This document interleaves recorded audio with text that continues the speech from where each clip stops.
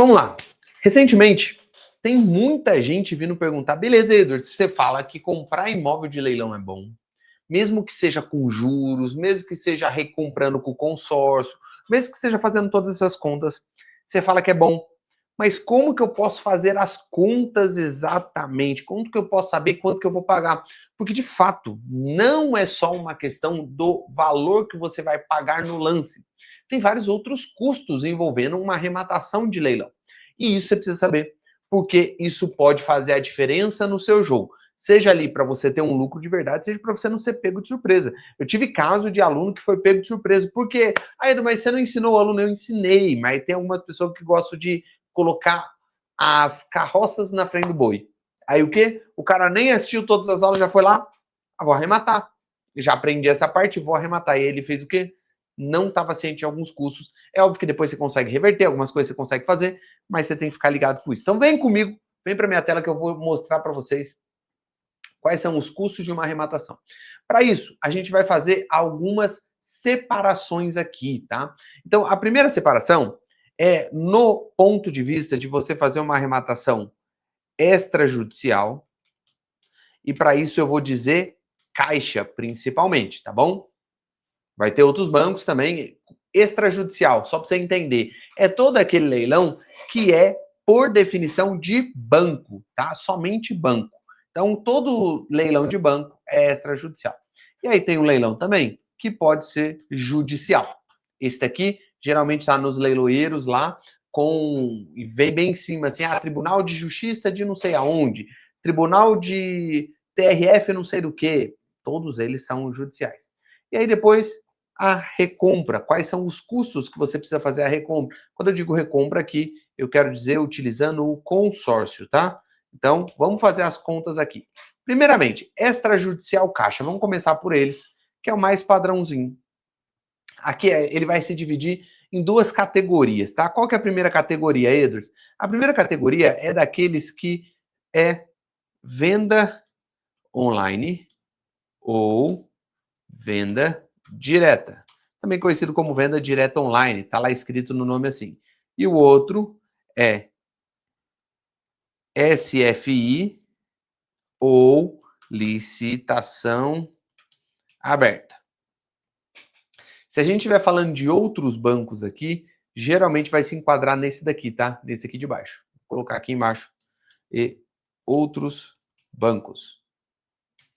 Beleza? Então vamos começar pela venda direta, venda online, que se você entrou no site agora, e eu aconselho que você entre no Arremataí, o link tá aqui na descrição, cara, são mais de 39 mil imóveis. Você vai ver que tem muita oportunidade hoje vendendo na venda online ou na venda direta online, então é uma boa oportunidade. Quais são os custos envolvendo isso daqui? Primeiro, o lance. Acho que nem precisa falar, né? Mas vamos deixar claro aqui que o lance você tem que pagar. Beleza? O lance. É bom colocar aqui. Se for finance à vista,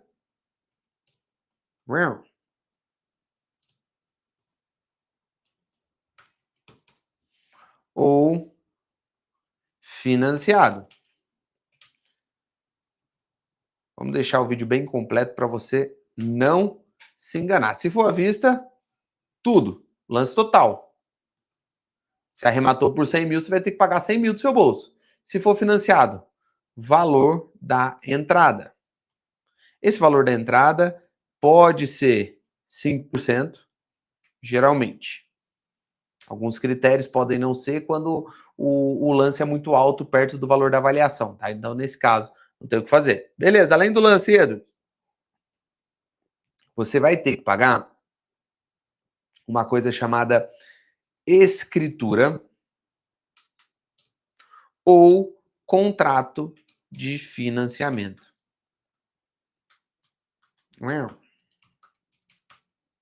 Vamos lá, gente. Escritura ou contrato de financiamento. A escritura, ela nada mais é do que um tipo de contrato que você faz para falar assim, ó, eu sou o dono desse imóvel. Deixa eu abaixar um pouquinho aqui, subir um pouquinho aqui. Eu sou o dono desse imóvel. Então você faz um contrato. Enquanto pensa assim, a Caixa falando assim, eu vendi esse imóvel para o Edwards. Legal, Edwards. E aí? E aí que você podia fazer um contrato direto com a Caixa, mas Burocracia brasileira não permite. Então você tem que ir no cartório e eles vão lavrar uma escritura para você. É esse contrato. Simples assim. Quando você compra de forma financiada, existe um contrato de financiamento com o banco. Então aí você não precisa fazer escritura, é o próprio contrato de financiamento. Mas, Edson, qual que é o preço disso? Tem um custo. Óbvio que tem um custo, né, gente? A gente mora no Brasil. Qual que é o custo disso? Em média, ali se for a escritura, eu vou até colocar separado para... quer ver, ó? Vou fazer o seguinte, eu vou apagar aqui. Deixa eu dar um zoom out aqui. Se for aqui, eu vou pagar a escritura. E se for financiado, vou colocar aqui embaixo. E se for financiado, eu vou pagar o contrato de financiamento. A escritura gira em torno de 2% do valor declarado, tá? Isso aqui é importante. Por que do valor declarado, Edwards? Porque assim, ó, pela jurisprudência do STJ, o valor do leilão você tem que pagar aquele valor que você de fato está comprando, que no leilão é o valor do leilão. Mas existem alguns casos da prefeitura querer cobrar o valor venal. Então isso pode dar uma divergência. Você tem como recorrer, tem vídeo no canal falando sobre isso, mas só para você entender que é geralmente ali 1 a 2%. 1 a 2% do valor declarado. O contrato de financiamento gira em torno disso daqui também. 1 a 2% do valor financiado. Mas o legal, né? É quase uma compra casada, eles não deveriam fazer isso, mas é a Caixa Econômica Federal, gente. No contrato de financiamento, você consegue reverter esse valor em serviços, tá? Então, não necessariamente você tem que pagar um boleto, mas usualmente você vai ter que contratar serviços ali. Ah, eu vou contratar um seguro de vida, eu vou contratar um seguro aqui, eu vou pegar um isso, um aquilo, aquilo outro, e aí você consegue reverter essa taxa, tá? Edwards, isso é ilegal, gente. É uma briga que eu tenho constantemente. Eu sei que é. A gente sabe que é. A gente sabe que a Caixa não deveria fazer isso, mas ela faz e não tem o que fazer, né? É a Caixa. Beleza. Além da escritura, Edward, você vai pagar o ITBI. Lembrando que esse valor aqui, gente, é uma taxa estadual, tá? Agora, depois de você pagar a escritura, você vai ter que pagar o ITBI, Imposto de Transmissão de Bens Imóveis. E aí, esse aqui é uma taxa municipal. Cada cidade terá a sua taxa de ITBI. Importante frisar isso. Na média, Edwards, quanto que é? 3%. Ah, se for financiado, eu tenho também? Também. Vai ter que ser igualzinho. Vai ter que pagar o ITBI. Aí é importante, em alguns casos você consegue isenção de ITBI, mas não tem muita coisa o que fazer, você vai ter que pagar e é isso mesmo. Depois de pagar o ITBI, tem uma coisa chamada registro de imóvel. O registro, ele também é estadual. Quanto que é o registro? Depende. Na média, 1 a 1,5% do valor declarado. Aí aqui, no caso do financiado, vai ser uma diferença, vai ser do valor financiado, tá? Aí alguma coisa pode alterar aqui, por quê? Quando a gente está falando de financiado, tem estados que eles cobram assim, ó, um registro de imóvel baseado na compra do imóvel e um outro registro baseado no valor do financiamento. Tem até um site bem legal, você pode utilizar, calculadora de registro, deixa eu ver aqui. É esse link aqui, ó. Você pode utilizar, aí você coloca aqui, por exemplo, São Paulo. Aí, a cidade de São Paulo mesmo. Eu quero fazer um registro em geral de compra e venda ou com alienação fiduciária, que é, por exemplo, aquele com comprar e financiar. Então, eu coloco aqui o valor da transação, sei lá, 150 mil. Se eu vou ter desconto, qual que é o valor financiado? Vamos colocar 100 mil só para ficar mais fácil a conta, porque eu sou ruim de conta. 90, de conta de cabeça eu sou ruim, velho. 95 mil. Pronto, 5% de entrada. Aí ele me deu a conta aqui, ó, mais ou menos 3 mil reais, tá? Por que isso aconteceu? Se vocês olharem aqui, ó, tem o registro da compra e venda e o registro do financiamento. Então, ele era para ser 1,5%, mas aconteceu de ter duas vezes nesse caso.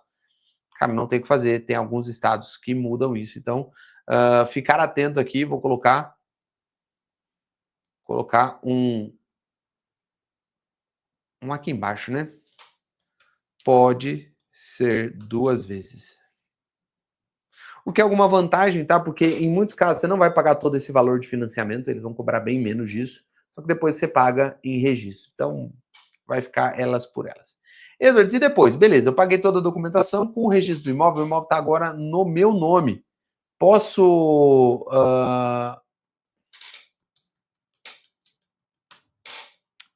Edward, posso agora passar a régua? Cara, depois que o imóvel está no seu nome, a propriedade é sua. O que você pode vir a ter que pagar são as que eu vou deixar até fora aqui. Vou deixar aqui embaixo, ó. O que você pode vir a ter que pagar débitos, propter, rem. Edwards, quanto que é os débitos propter rem? Aqui vai ser separado assim, ó. Tributos, vulgo IPTU, INSS que pode existir, aquele fórum que pode existir, é do arrematante. Vou colocar aqui 100% do arrematante. Lembrando, somente se existir esse custo, tá? Não necessariamente tem, não é porque está no leilão que tem dívida de IPTU, por exemplo. Pode ser que tenha. Geralmente tem, geralmente é pequeno, inclusive. Agora, se houver condomínio, aí é uma conta de 10% da avaliação da Caixa. Essa é uma conta meio difícil. Vamos lá. O imóvel, pela Caixa, diz que vale 200 mil. A Caixa diz que aquele imóvel vale 200 mil. Significa que, pela regra de condomínio da venda direta ou da venda online, você, arrematante, é responsável por pagar até 10% desse valor. Ou seja, até 20 mil é sua responsabilidade. Se tiver R$1 a mais, quem vai pagar esse valor é a Caixa Econômica Federal. Sacou? Então, por exemplo, tem 40 mil. 20 mil é seu, 20 mil é da Caixa. Tem 30 mil, 20 mil é seu, 10 mil é da Caixa. Tem 21 mil, 20 mil é seu, 1 mil é da Caixa. Mas se tiver menos que 20 mil, se tiver 10 mil é seu. O que for 10 mil até 20 mil é totalmente seu. Lembrando, não necessariamente tem esses débitos. Pode ter, pode não ter. Tem vídeo no canal que a gente fala sobre isso. Tá, Edwards, tem mais algum custo? Lembrando que esse custo aqui, cara, isso aqui é uma coisa bem importante. Pode ser negociado. Dificilmente você vai conseguir um abatimento desse valor, mas geralmente você consegue parcelar. Tem casos de condomínio que a gente já fez em 3 anos o pagamento. Por que isso é bom? Pô, tinha um juros lascado, mas em compensação, eu paguei tão baixinha a parcela que valia a pena. No próprio fluxo a gente pagou essa dívida, entendeu? Então a gente não tirou do bolso. Em alguns casos, no mínimo, a gente deixa ir para o judicial, para quê? Porque daí a gente paga 25% mais 6 parcelas, que é o parcelamento ali judicial mínimo. Então, em alguns casos, a gente deixa isso acontecer porque eu prefiro pagar 25% em 6 parcelas do que pagar tudo de uma vez, né? Essa é a lógica do jogo. Tirando isso, eu tenho que pagar mais alguma coisa, Edwards? Não. Pode ter advogado ou não? Pode ser, mas esse é um caso à parte. Não é uma taxa que quase sempre acontece.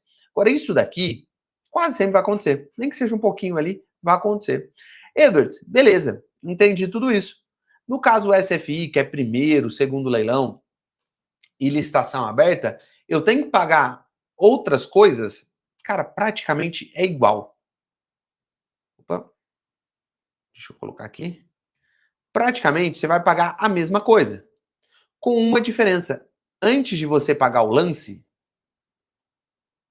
você vai pagar uma pessoa chamada leiloeiro.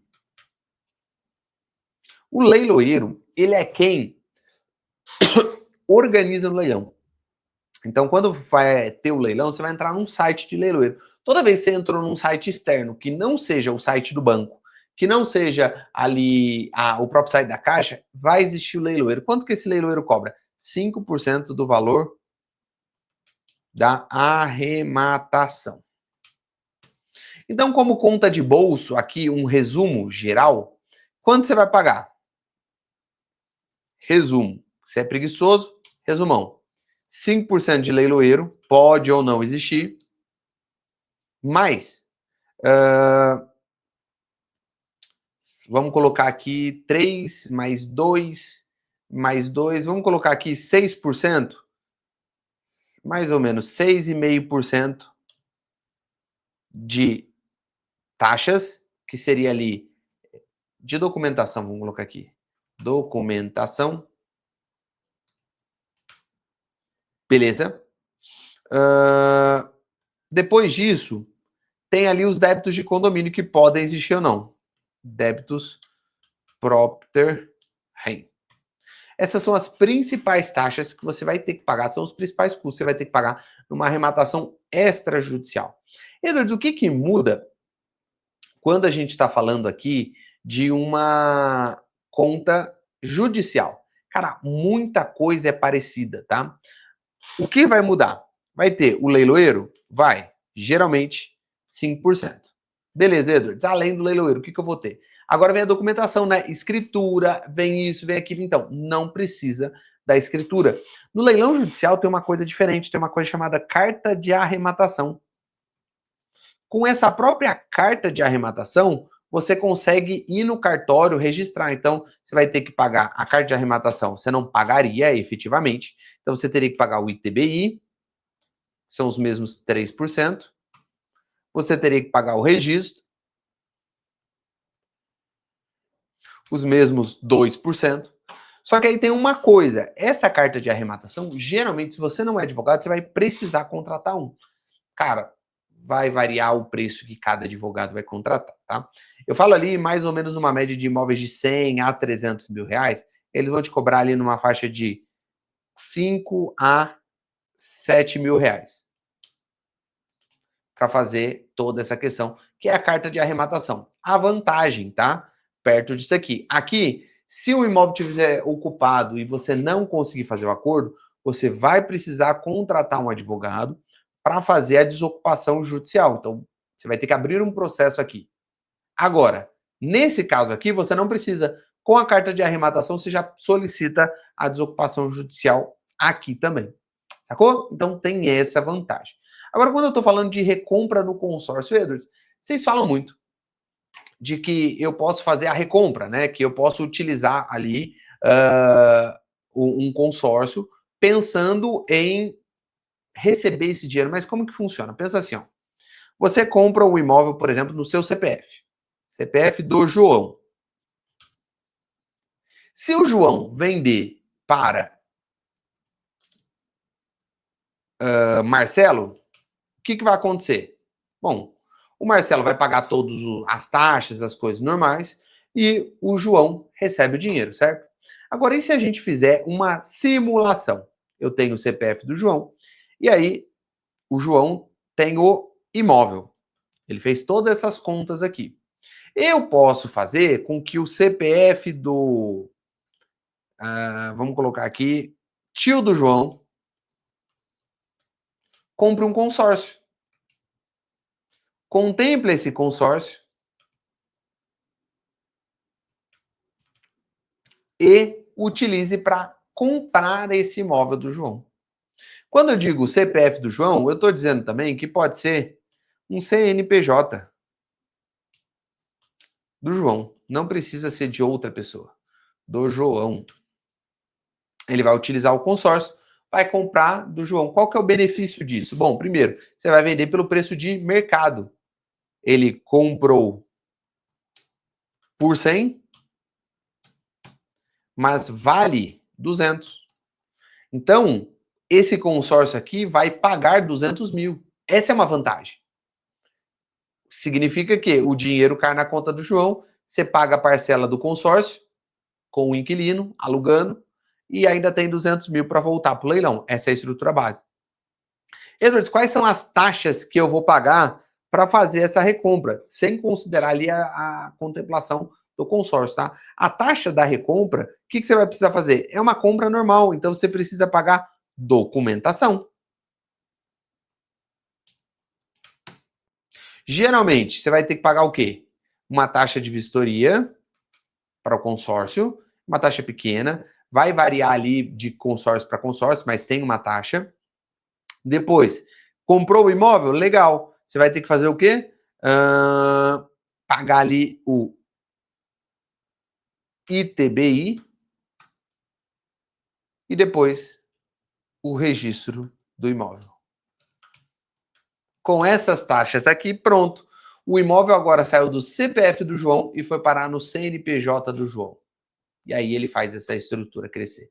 Esses são os custos que você tem quando você compra um imóvel no leilão, mas também quando você faz essa estrutura de crédito, tá? Isso é bem importante na hora de você tabelar suas contas lá e não ter problema com isso. Fechado? Se você quer aprender a comprar imóvel de leilão, tem aqui na descrição link do Zero ao Patrimônio. Cara, a gente te ensina a você comprar um imóvel de leilão do zero com menos de R$100. Essa é a proposta. Fechado? Nos vemos no próximo vídeo. Aquele abraço e valeu!